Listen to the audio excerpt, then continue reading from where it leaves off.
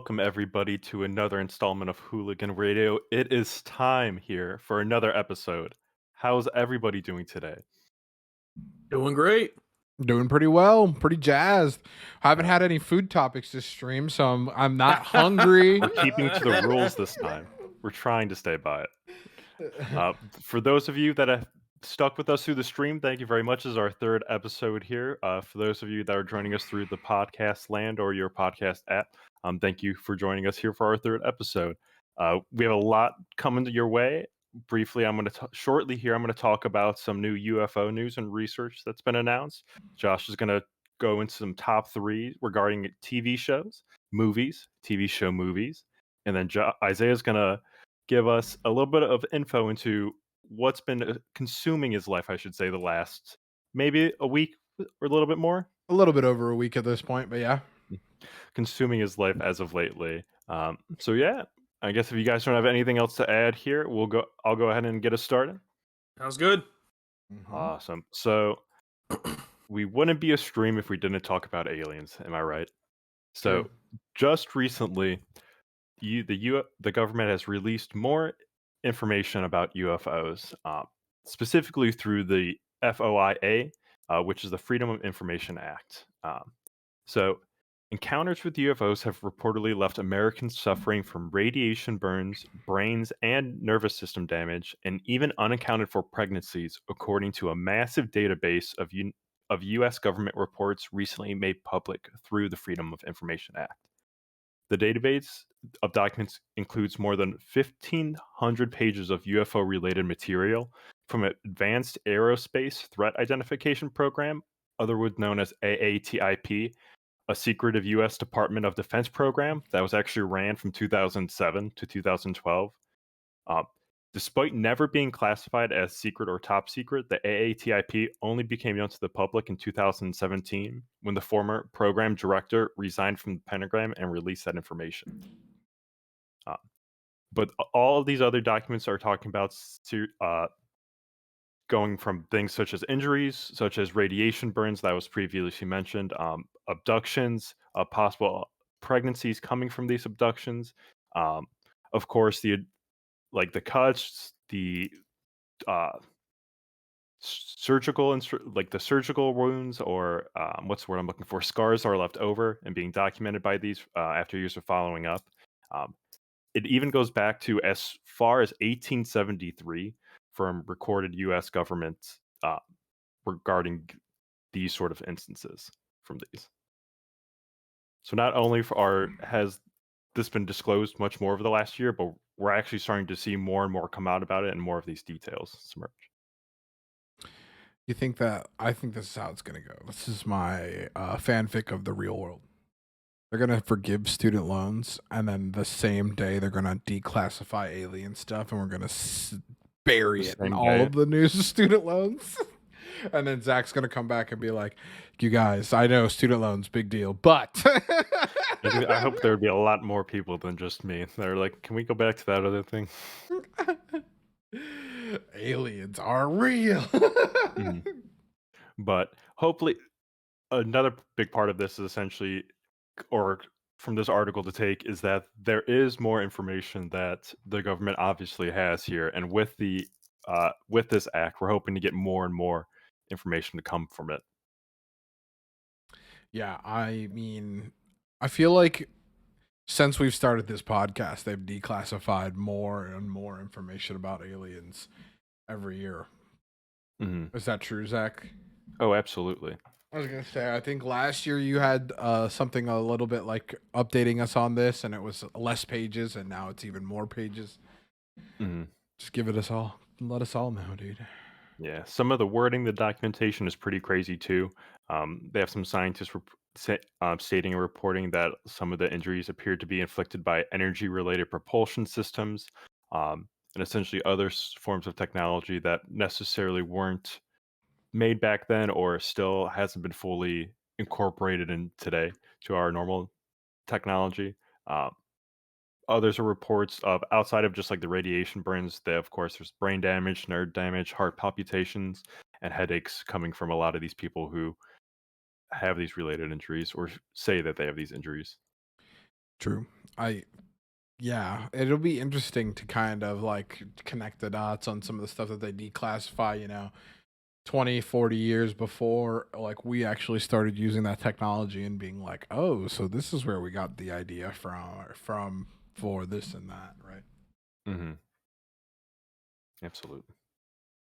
Especially for those things that, start off as like military grade technology and then get diffused kind of like GPS, right? Well, wasn't Velcro a military technology before, Uh-huh. or was it astronauts or something like that before? Essentially, Yeah, and then got cheap enough to become a civilian thing. yep, stuff like that. It'll be very interesting to see some of that stuff that kind of was like, oh, okay, obviously that's where the military got it, and then we got the consumer grade version, you Mhm. know. But yeah, hopefully we'll continue to have some more of these news and related updates from the world of UFOs. Hell yeah, bro. Josh, would you like to go on into your top three? Absolutely. So, today's top three is going to be interesting. So we test the limits sometimes. I wanted to really test the limits today and see if we can get three examples of this each. There's a lot of top threes we do where it's like, oh, there's so many to choose from, but this time it's like, can we all come up with three? I think that's gonna be very, very interesting. So, my top three today are going to be top three TV show movies, and what I mean by that is the example would be what we talked about in the last episode on our summer movie preview. If you didn't check that out, where we talked about Bob's Burgers, the movie, which is coming out in theaters. That's the example. A movie that is a film adaptation of a pre-existing TV show, such as Bob's Burgers, now having a theatrical film. So any examples of that is what we're talking about when we say TV show movies. The order is going to be Zach, then myself, then Isaiah, snake draft style. So Zach, whenever you're ready, you can take it away with your number one pick for a TV show movie. Number one, we're gonna stay in the same realm as the Bob's Burgers movie, and it's gonna be the Simpsons movie. Um, I think that actually had to be the first animated cartoon movie that I went and saw in film. I think I mentioned that in the last episode too, where we talked about the movies. But yeah, gonna be the Simpsons movie.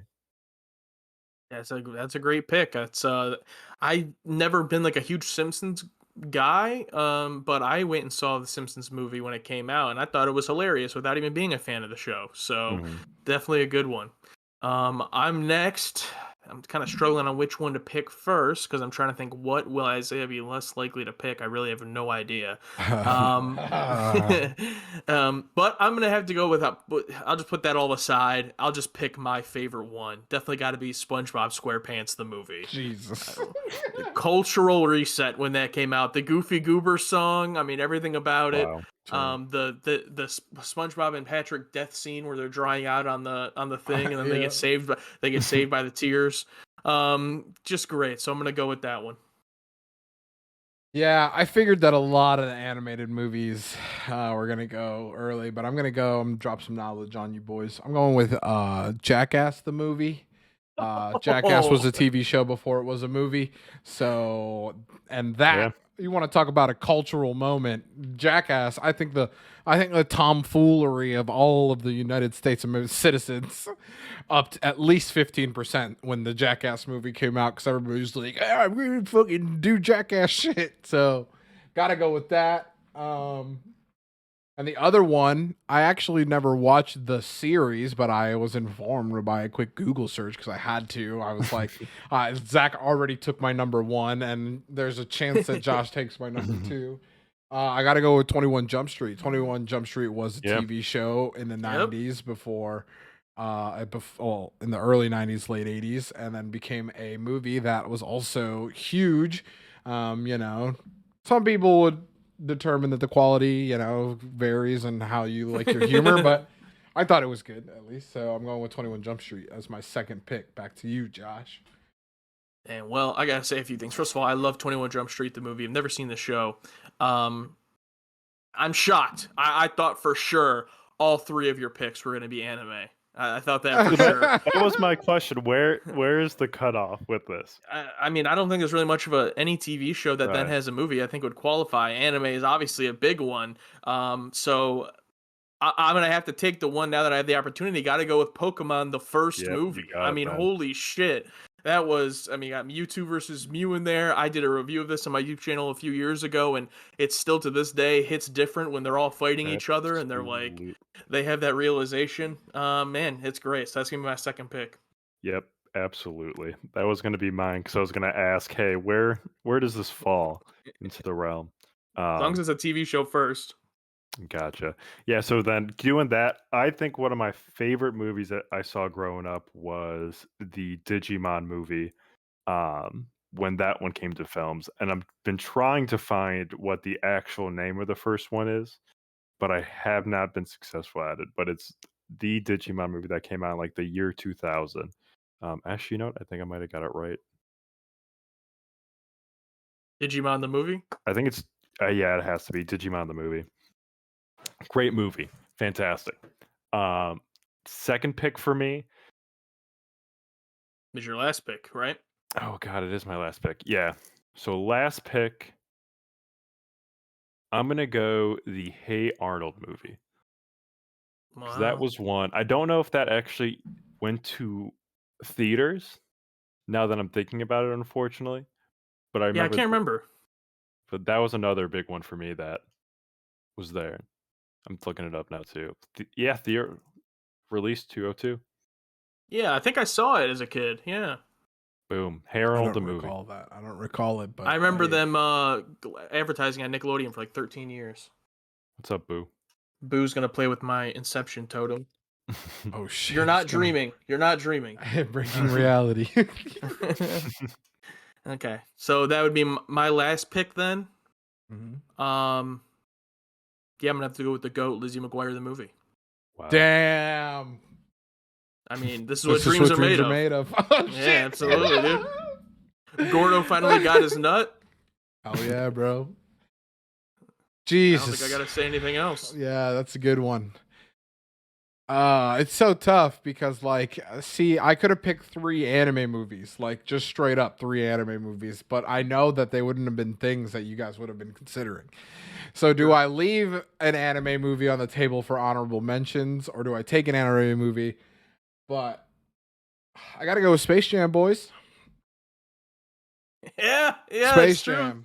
Yeah. That A counts. Yeah. literal icon. Space Jam, dog. Yeah. Let's go. That's a scoop up right there. Obviously, the anime boy in me was going Mugen Train based off of Demon Slayer as my first honorable mention. But I was like, they're not going to take that, you know? Or Jujutsu Kaisen Zero, the one I saw recently. We talked about on the Uwu. I'm like, they're not going to take that. But Space Jam, Jackass, and 21 Jump Street, that's a heater lineup, dog. Yeah, it is. I think that in the anime realm, I would have to say I still have to see Heroes Rising. I just haven't seen it because I want to watch more of the show first. But My Hero Academia 2 Heroes, really loved that one. Mm-hmm. Very good. I got to see 2 Heroes. I haven't seen 2 Heroes yet. I'll have to look it up and see if it's on Crunchyroll now. I need to see the Jujutsu Kaisen movie still. That's one I haven't seen. It's so good. But Zach, take us away. Oh wait, no, we got more honorable mentions. How's that? Where we're at right now? Yeah. You got more, Zach? No. You good? Isaiah, why don't you take us away with your main topic? Yeah. All right. As I teased at the beginning of the stream, I have used my powers for good and decided new hyperfixation in my life is going to be Formula One. As some of you might know, there is a huge international racing circuit called Formula One. And Netflix has done its due diligence in making a Formula One TV show called Formula One Drive to Survive. So I started out because a few months ago, me and Squinter in the chat told me a friend of the pod, Elijah, host of the Uwu as well, told me to listen to a clip of the TMG podcast with Cody Ko and Noel. And I was like, okay, I'll listen to that. I thought it was pretty funny. I continued to listen to them, and Noel is huge into Formula One. And I was like, okay, I'm probably not going to get roped into that. So after listening to him talk about it, I was like, okay, that sounds kind of cool. I'm interested. So I started watching Drive to Survive, right? And it is fucking amazing. Drive to Survive is good. Even if you're not interested in getting into the sport, Drive to Survive is good. For one of my favorite reasons in the show is you get to find out multiple different times that billionaires buy these teams and then place their sons as one of the racers on the team. Wow.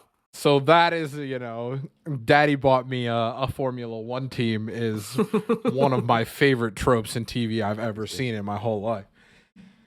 So alone, that's interesting enough. But some of the drama that ensues, obviously, right? Because, all of the racers want to be the best. Sometimes you're not in the best car. But I wondered if you guys, first, are you guys interested in any racing? Do you guys watch any racing?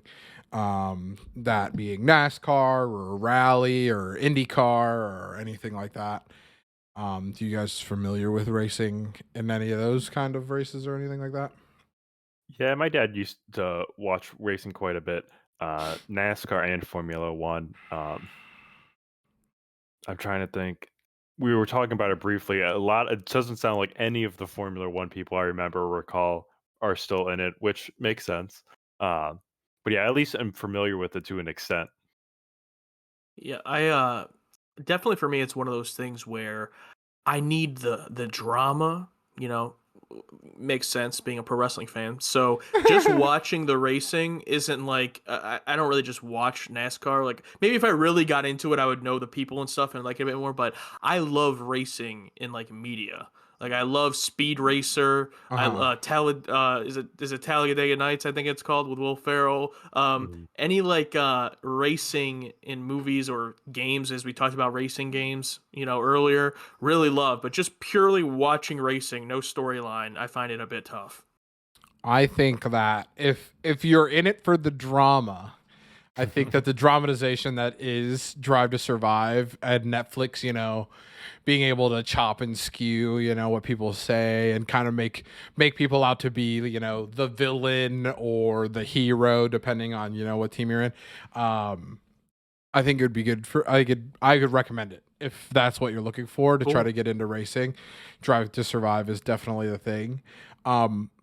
So the reason why I wanted to talk about it is because there's a cool dynamic in the way that Formula One works, and I don't know if it works in the racing the other ways, but there are teams, right? There are what they call constructors. So this is like my favorite team is McLaren, as you guys know, a car brand. Mercedes is another team. Ferrari is another team. These people build the cars. And on your team, you have two racers. And there are two competitions going on every season. There's the World Championship, which is all of the drivers competing against each other. And then there's the Constructors Championship, where there are your two teams, right? And every few weeks they do a Grand Prix, and depending on where you place is how many points you score as a driver and you score for your team. So for example, if you were on Team Ferrari and you got first place, you get I don't necessarily know what the scores are. Let me look it up real quick. So you would get points for you as a driver and points for your team. So if you get first place, you get 25 points. So I would have 25 points as a racer for myself. And then I would add 25 points to my team as well. So if I came in first, my teammate came in second. Second is 18 points. We would have brought home all of those points for our team, and we would be on the way to winning the Constructors Championship. But where the drama comes from is all of the racers want to win the World Championship, right? So you can understand that if I'm in first and you're in second and you're my teammate, right? You want to win because you're a racer and you want to win and you want to come in first. So you're going to try to race the guy that's also driving the same car as you. Oh. But where that kind of comes in and brings the drama is doing that puts you at risk of losing those points, because if you accidentally clip each other and both of your cars get knocked out of the race, then you're not bringing home any points for either you or your team. So some of the drama will come from where it'll be like the people who, like the engineers on your team, will be like, okay, you need to let your teammate go past, right? Because it's better for the team. But you as a racer, you're like, well, I don't want to, I don't want to fucking come in 6th instead of 5th, or, I don't want to give up my spot on the podium. So there's drama in that, right? Where the racers are like, they're teammates, so they're friendly to each other, but they're also competitive with one another whenever it comes down to the races. And that kind of can get in the way of their team performing well. That mixed with what I was talking about earlier, where billionaires buy teams and put their sons on it, and then their sons are like not performing well because, they aren't as experienced or anything like that. And so they'll be like, I don't remember, I think it was in season 3 of Drive to Survive. This guy buys a team and his son is like not doing well, and he's like, it's because they giving the better car to my teammate, give me his car. And I was like, oh my god, this is fucking freak, right? But I didn't know if that, like, the team structure is in NASCAR. I think in NASCAR it's everybody's by themselves, right? Solo, yeah, you just have like a pit crew. So. Yeah, everybody has their own individual pit crew, right? Yeah, you might have like companies that encompass more than one car, but I don't think it's necessarily team based in any way. Mm-hmm. Yeah, and so the reason why right now is a good time to get into Formula One, and the reason why I kind of took the opportunity, is for the last 8 years, Mercedes has been pretty much dominating the sport. And this year they are not looking great. There's still a lot of time in the year for them to kind of recover and go back and try to win. But like the field is kind of open for a new person to win the thing, the like overarching constructors championship. So the newest season of Drive to Survive came out, I think, last month, and then the new season of Formula One started also last month. So you were able to watch. You don't have to watch all of the seasons in order to get the big picture of the teams. You can just watch the most recent season if that's what you're kind of in a time crunch. But I started watching the most recent season and being like, okay, I'm going to watch the most recent season. Then I'm going to start watching some races. And I got like 3 episodes in and was like, ooh, I think I want a little bit more backstory on some of these teams. So I went back and I watched it from the beginning and was like, oh shit, this is fucking crazy. And so, yeah, that's why I'm here today. Like, boys, if you're interested in getting into Formula One, now is the time. And even if you're not interested into, like, watching the races or anything, the drama behind the sport, like, that is brought to us by Drive to Survive and Netflix. If that was brought to us about more sports, I'd be way more interested in a lot of different sports, right? Like, if there was a Drive to Survive type show for soccer, I'd be fucking every week watching that shit. Like, it'd be crazy, but I don't necessarily know how they would do it.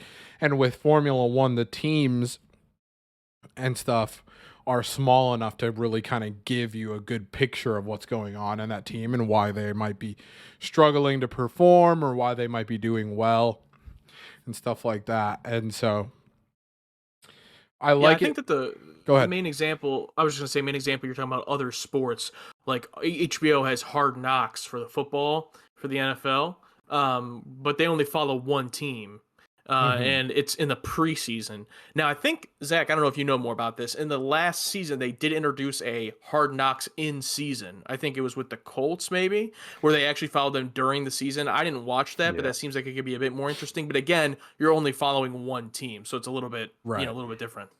Yeah, absolutely. I think it was the Colts that they did that, and that last year was the first one. And I wish they honestly would do more of that. I love, because like Isaiah, sort of what you've been talking about, knowing that drama and everything behind the scenes of what's going on with the season, or especially what's going on in a specific club, team, etc., that just adds so much more to it than just watching the game as well. Especially 100%.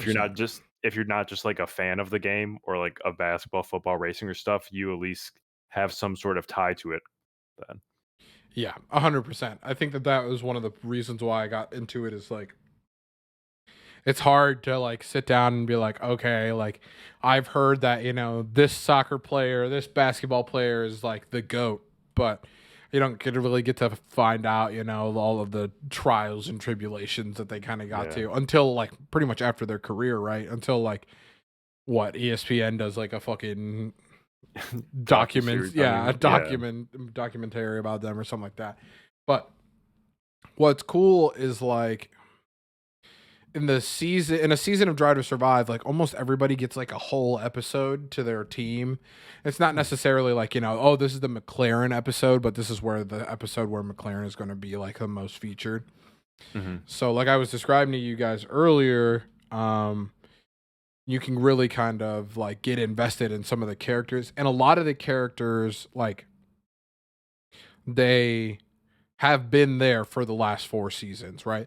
Like some new blood has come in and some people have retired, but not a lot. Like it's not like they swap drivers every season or something like that. And you're like, okay, now I got to get into this driver. Like, for example, I was talking to Scott, a friend of ours, right? And he's also been, I don't know how deep he is into Formula One, but he has a favorite driver and a team. He likes Mercedes. And I was like, I can understand why now, because watching the show, being able to be like, oh, okay, like he's like, I don't know if he was the first black guy in Formula One, but he's definitely one of the top performing like ever. He's won the last like 8 world championships or something like that. Dang. Or he's going for his 8th this year. He's won 7 so far, something like that. But yeah, I think that the show is cool, and I think that it's like it's a good way to get like access into it, and it'd be interesting to see it done for other sports, but I don't necessarily know how it would be done. Because a lot of other sports, like I mean, with football, they've got a fucking 50-person roster, right? And like, so you're gonna have to say, okay, well, like I guess we're gonna follow only the quarterbacks, and in order to give everybody kind of like a just thing or something like that. Quarterbacks, or it'd be maybe one defensive player, right? Like, that'd be really it. It'd be really difficult to do with that, and even with like basketball teams, there aren't that many players, right? But there are a lot of basketball teams and stuff like that. With Formula One, we look out and there's only 10 teams, or I think at a time. But yeah, I think it's really cool, and some of the like all of the drivers are like characters in themselves. Like on McLaren, I was telling you guys, there's a 22-year-old guy. His name's Lando. He's like he's a Formula One driver first, but he Twitch streams like in the off season, like just plays video games, and he's the CEO of like a gaming content like business company. Yeah, and then his partner on his team is Daniel Ricciardo, who's like an older guy. He's not like old, but he's kind of been in the scene for a long time. He's won quite a few different races and stuff like that, and you get to see how they interact, and they're all just like pretty much still kids at heart, which is always good to watch people who are like they're obviously super serious about their craft, but whenever they're not driving, they're like dicking around with each other, like and that's another one of the things that's really good is like they're so human. Like a lot of them aren't like super PR trained, how like a lot of athletes are like super PR trained. It almost gives you like It almost gives you like all of them are almost at the level of Marshawn Lynch when Marshawn Lynch was doing shit like that, right? Like there was an interview, just for an example, there was an interview where they were talking about one of the drivers like was talking about their mustache, and then 2 of the other drivers, they do like panel interviews with these guys, and then 2 of the other drivers were like on mic, like hushed, talking about, can you even grow pubes? Like, because he's so young, he's like a 20-year-old at this point in time, and they're just like geeking out with each other. So yeah, the relationships between the drivers and their teams, and like what they call as team principals, like people who are in charge of the teams, basically like the head coach of most other sports, is pretty cool too in itself. So I don't know if you guys are necessarily interested. Obviously, this is my platform where I can stand on my soapbox and say, hey, you guys should check this out. But If anything, I would check out the most recent season of Drive to Survive if you don't want to put a ton of time into Formula One, because you'll get the vibe on being like, oh, okay, I now understand why Isaiah likes this. There is the drama, you know. Maybe not necessarily to the level of professional wrestling. Oh, well, nothing matches that. Yeah, that is the drama, right? But am I the drama? but it's definitely worth checking out and being like, because like they'll even cover things like, and Netflix gets in there, right? And Netflix will try to ask questions that like they don't want to answer, and they'll be like, oh, so how did you feel after, you know, both of your drivers like spun out and weren't in the race? And just the team coach is like, Damn.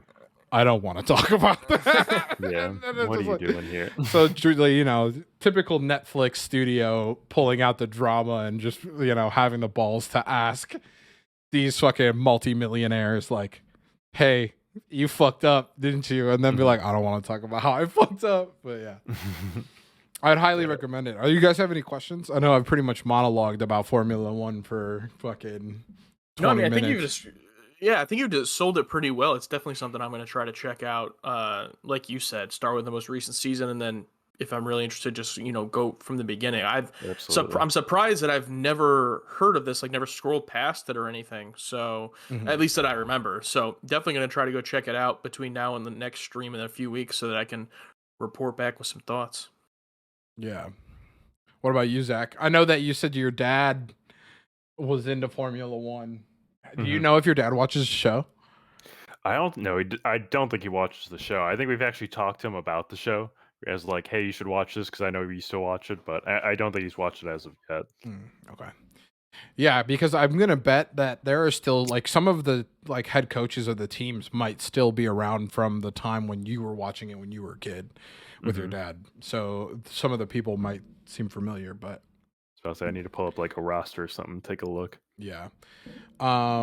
But yeah, it's definitely it. And I mean, like, obviously it's not great, but it's there. A lot of people like only watch NASCAR for the crashes and stuff like that. Obviously there's crashes in Formula One, but I described it to someone to try to get them into it the other day. I'm like, it's literally, if you've ever liked going go-karting, this is the pinnacle of go-karting. Like, this is if you gave like a go-kart place like billions of dollars and this is what they could build. Like, they like have the most expensive tracks around the world, you know, like whatever mini golf is to the Masters, this is like go-karting to Formula One. Damn. So if that interests you at all, I would highly recommend the latest season of Drive to Survive. You don't have to start at the beginning to understand it. If you want to understand it even more and kind of understand the relationships amongst the people that they're interviewing and those things, you can go back to the beginning and get even a deeper dive into it for sure. But that's all I really have, Zach. Cool. Unless you guys have something else you want to ask me about. I think at least that's it for me. I was trying to see if our chat had anything. Wasn't there a fist fight in NASCAR recently, or was that an old clip getting? I imagine there was a fight. I think actually fights at probably, NASCAR right? happen. Yeah, like I actually think that happens like pretty often, like every other week. Yeah, I think that NASCAR drivers are necessarily like because NASCAR, from what I understand, almost all of their races are the same like shape, right? With the exception of like one or two. I know for a fact there's actually one track that's like a real track, like similar to an F1 track. But they only do that like once a year, and then maybe they have like something else. Yeah, so it's like I would be pissed off too if I'm like, okay, you know, the old meme about NASCAR, like another left turn and somebody fucks my shit up, I'm gonna beat the fuck out of them too, right? But we do this 500 times a weekend, like. So yeah, I can imagine that there are fights in it. And there are fights in Formula One too, not like fist fights, but like people being like, "You stupid fuck, you ruined my day." There too. But yeah, that's all I got on Formula One. Awesome. Well, I think unless we have anything else here, that also concludes it here for us today as well.